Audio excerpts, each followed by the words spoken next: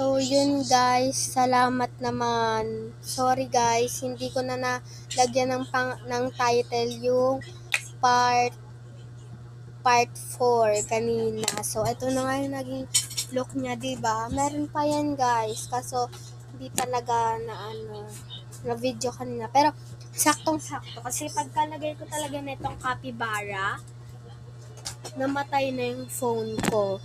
And na-post ko pa. Na-post ko pa talaga siya. And thank you Lord kasi hindi ako umulit ng part 4. And ayan naman, nakapag-charge na ako. So 10% na lang siya. So hindi na ako magmamadali kasi nakapag-charge na ako. And thank Lord kasi nakapag-post pa talaga ako. And nagulat ako kasi ang bilis nung sabi niya your video is upload to your channel. Yun talaga yung sinabi niya agad. So, yun. Medyo magaan na yung pakaramdam ko. Hindi na ako nagmamadali kasi na talaga siya.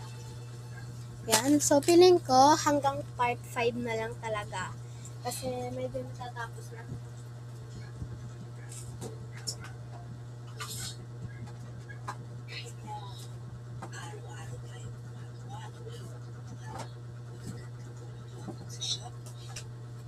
Ayan.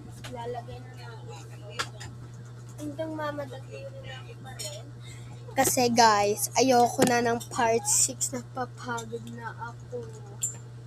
Kaya yan.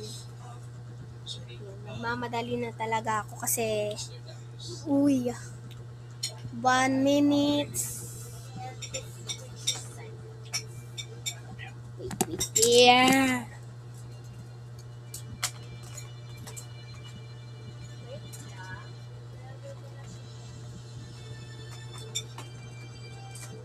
Ito na yung magandang aral para sa mga kids na mahilig magkalat at yung kinakalat nila is maalikabok. Yan na yung aral. So, wala na ba? So, finally, tapos na rin ako. And, ayan na. Hindi ko pa siya masyadong napupuno. Mag-vlog ako ng yung ko. Kapag nakuha ko na yung ng photocards ko guys, is i-vlog ko yon and bubuksan natin para ilagay dito sa aking desk. So, yun lang. Thank you for watching. Please like, follow, and share. Thank you!